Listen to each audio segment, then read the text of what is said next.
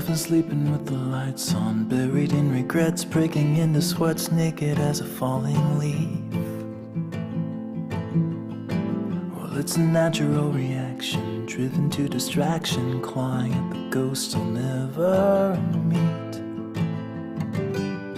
Oh, and I don't know where they go when they vanish in the corners of my eyes. And I don't know why, I don't know if they stay below or rise up to the sky.